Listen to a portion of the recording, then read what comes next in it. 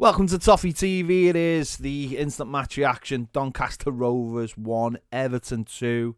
Everton through in the Carabao Cup. Just about. It's a win. It's a couple of goals. It's a debut goal for Beto. Danjuma gets a goal as well, which is good. But that was crap. That was crap. And I don't want to be like one of those, listen. When I mean crap, that was crap. That wasn't one where it's like, oh, well, you're in the hat. That was terrible. That was absolutely terrible, wasn't it? Proper bad. That first half was one of the worst halves I've ever seen in my life. It was horrendous.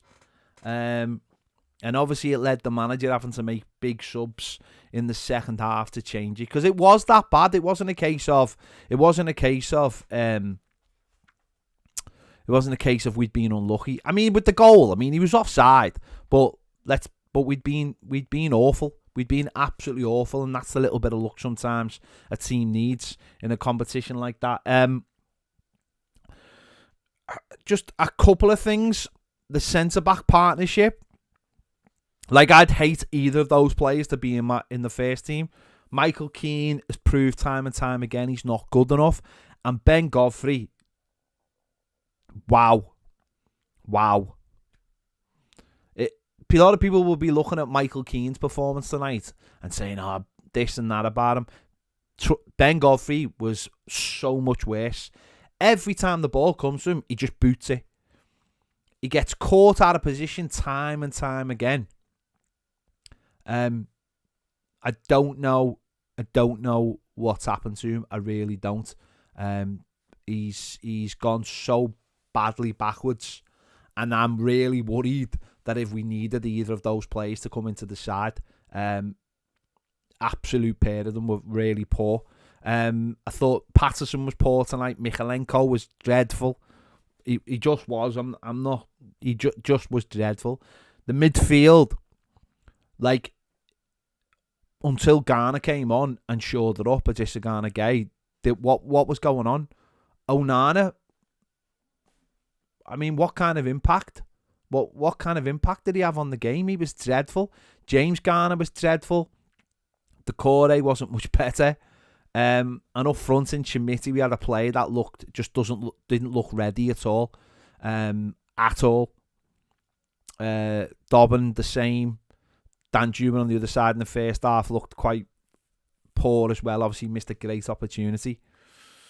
But listen, we made the subs at half time. The game started to change. Beto come on, and immediately when Beto came, I'll leave Beto for a moment. But Adissa Garner-Gay came on, and what he did was he just put his stamp on the game. When people talk about Adissa Garner-Gay and they give him grief and they say he's terrible and stuff like that, trust me, he is not terrible. And what you've seen from him tonight is a player who understands his job in the team and can actually dominate the team, because we are so rudderless without what I mean by is when Seamus Coleman's not playing, we really struggle for leaders, someone who puts their heads above the parapet when things are going wrong and grabs hold of things.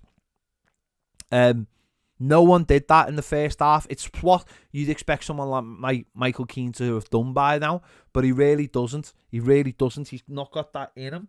When Adissa Garner-Gay come on, he just grabbed hold of the game. And he said, right, we're going to get the basics. We're going to go back to basics, and I'm going to make sure I'm going to win every ball. I'm going to win every tackle. And that's what he did. And that's sometimes what you need in a game like that. And it's sometimes what you need in a lot of Premier League games is someone who will grab hold of the game and lift everybody else. Because in the first half, it was just the same thing all the time. Balls bouncing off people, balls being short, too long. And everyone was feeling sorry for themselves. Oh, we're getting beaten away. Oh, everyone's going to laugh at us. No confidence. It needed someone to come on and grab hold of the game. And that's what Adissa Garner-Gay did. He grabbed hold of the game. And obviously with Beto came on, and straight away what you saw was a proper centre forward. A proper centre forward. You could see from the start, you could see everything he did was, now don't get me wrong, right? We're playing against the team that were bottom of the entire football league. But straight away, you saw a centre forward who understood what his role was in this game. He understood what he needed to do. He was running the channels. He was holding the ball up. He was winning things in the air. He was strong, and straight away you can see what Everton have paid for. Listen, again, not going to go overboard, but what I'm going to say is look at the difference between him and Schmitty, where everything's just bouncing off Schmitty, and he's falling over when he gets touched, and he's getting out muscled. Straight away, Better was like, no. I'm grabbing hold of this game. I am grabbing hold of this game by the scruff of the neck.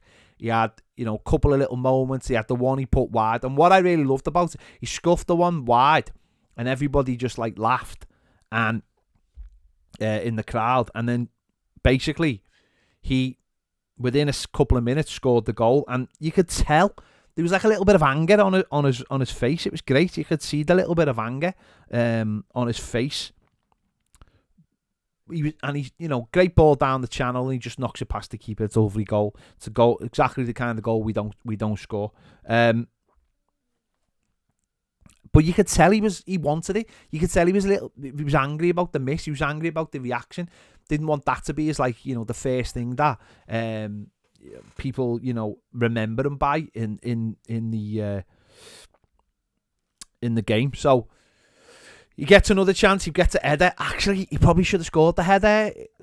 Crashes off the post. But then, listen, you could just see in him there's a proper player in there. And what I thought straight away was, we don't need really to worry about Dominic Calvert-Lewin being available, because I just thought straight away I can see a proper player who understands.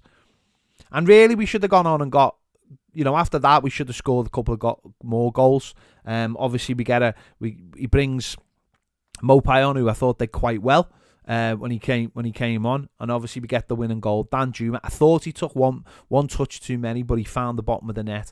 That was the one we need. We should have gone on and got more. Mopai should have scored. Garner had a chance. We saw the game out then quite. And the confidence levels by then were up. We were in complete control of the game. And as I said, the first half was absolutely terrible. And up to about the 70th minute, it was pretty bad in the second half. But the main thing is we've got a centre forward who actually looks like a centre forward. And that's what we've been crying out for, isn't it? We still need loads more. We still need, for me, another centre back. I think we need a left back. Michalenko will never ever convince me he's good enough. In fact, I woke up this morning and I don't know what it was, but my subconscious was telling me why on it. I don't know why what had happened today, but I was like, why did we sell Luca Dean? I was like, that's why we're rubbish, because we haven't got a decent left back. I must have been having a weird dream, but since we stopped having proper good left full-backs, we've been absolutely terrible, haven't we? We've been absolutely terrible. And I was just I don't know, I was just having a weird dream about it. Patterson's not up to the level yet. He can get to the level, I'm sure. But Michalenko, I don't think will ever be up to the level, ever be up to the level. And I was just thinking, we've been dross since we lost our full-backs, since we had proper good full-backs. I was thinking, why on earth did we sell Dean? That's got to be the maddest decision anyone's ever made at a football club.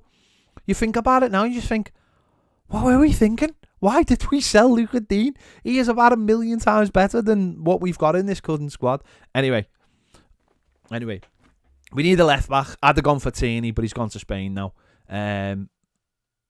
He's gone to Spain now anyway. So I think we definitely need a left back to come in. Because I just don't think what we've got is good enough. I think we need a centre back as well. There's rumours tonight that Fulham have bid 20 million, or are preparing to bid 20 million for a Wobie. If that happens, what will be the knock-on effect of that? Will we go out and try and get another winger? We desperately need. Will we go back for Nonto? Will we go for Sulemana? I don't know, but we certainly need more. This is obviously not good enough. Performances like that are not good enough, and I'm certainly not getting, we won the game. Of course, we should have won the game. We should have won the bottom of the whole of the football league. Of course, we should be winning the game. So I'm not sitting here all made up that we've won the game. I'm relieved we've won the game and that we're in. And it's a starting point, isn't it, for the season? We've won a game. We scored a couple of goals. And we move on Saturday. What we need now is a win on Saturday, and then maybe that'll keep the Wolves from the door. The transfer window will be shut, and we can get on with our season. But massive that we got a win tonight, just so that we won, just so that we didn't lose, and it would be like Everton have lost 4 in a row. They're out of the League Cup, so the squad needs massively strengthening. It still does. There isn't going to be enough time. There's lots of positions we need better players in. As I said, I think we need another left back. You've seen that he took Patterson off at half time and put Garner there. What does that say? I mean, because Patterson was rubbish. Patterson was rubbish. He was terrible that first half. The midfield balance isn't right. If we did sell Awobi, we'd need someone with creativity. Listen, it ain't going to happen all in the next few days, is it? But we have won the game, and we look like we might have someone who can do a job for us up front, and that's all you can ask for. So, yeah, people asking me in the comments. Friday, 1 o'clock, we'll be live all day. Whether Everton are signing anyone or not, we'll be live all day till the window shuts. But pretty much so. Yeah, there you go. It's a win, isn't it? It's a win. It wasn't pretty. It wasn't it wasn't good by any means. Let's be honest. If we'd sat here and we'd been beaten, then Dean was dreadful defensively. He wasn't. He had a bad year, but he wasn't dreadful. What I'm watching right now, it's almost dreadful defensively. I'd take dreadful defensively for someone who can cross a ball like he can cross a ball. Simple as that. Can you imagine his crosses on a player like Beto's head? Not a chance, mate. Luca Dean was a superb fullback. If you think he was dreadful, then you might want to stop watching football and take something else up, because he makes our current fullbacks look like League One, I'm afraid to say. The draw is coming up right now, so I might just stick around for that.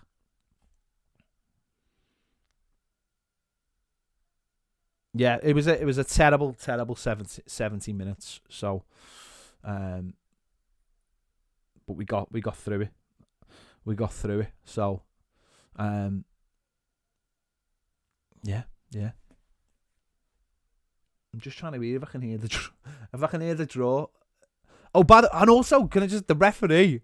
What about the one where Dan Juma chased it down the line,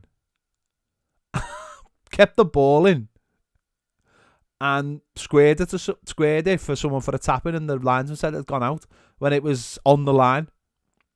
That was incredible. That was an incredible moment in the game, because that would have led to a tap-in. Why is it on the officials when you play? I know there's no VAR, but when you're playing like when you're playing the League Cup in the early rounds, why are the officials so bad? Why do they always? Yeah, it was Beto who run down the line. That's what I'm saying. I can't remember who he pulled it back to. Why are the officials so bad? Why are they so bad? Incredible. Hang on. Why is everyone saying it Beto? It was Beto. It was Beto who kept it in, wasn't he? Not Beto who got pulled back to. That's what I'm saying. That's what I've just said. That's what I've just said. Beto was the one who ran after it and he pulled it back. That's literally what I've just said, wasn't it? Shut up. You're winding me up now. You're winding me up. I'm just saving for time so I can get the draw done. Yeah, like the officiating in the league is mad. Like their goal was so offside. Like it wasn't even like close. It wasn't like VAR close either. It was like properly offside. Have they started the draw? Was it Young? Was it who was in the middle? Was he? I was too busy just laughing. Did I say Dan Juma? I apologise. I meant Beto. Sorry. I'm trying to hear if what the draw is. I'm sure you'll tell me. I can't put it on my phone because it would be on delay, so that would be pointless.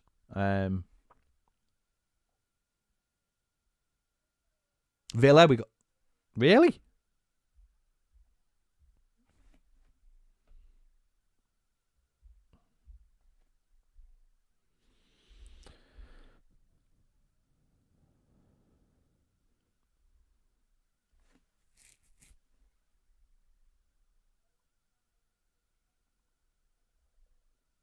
Villa away. Oh, well, what's the point? What was the point in winning that game? Villa away. There you go. Villa away. Brilliant. There you go. Anyway. Sound. Villa away. We ain't going to win it anyway. Saying that, though, they'll have League Cup games. They might play all the kids, so...